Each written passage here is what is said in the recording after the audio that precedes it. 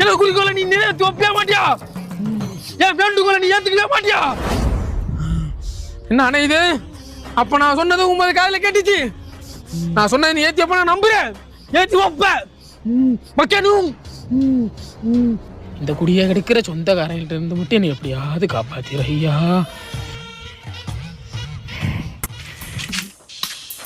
பங்காளி என்ன பண்றிய? தொட்டி கட்டினா பன்னிக்குடி பொறிச்சி புள்ளக்குடி பொறிஞ்சு சொன்னாங்க, அதை கட்டிட்டு இருக்கேன். அதுக்கு முதல்ல தாலி கட்டணும் பங்காளி.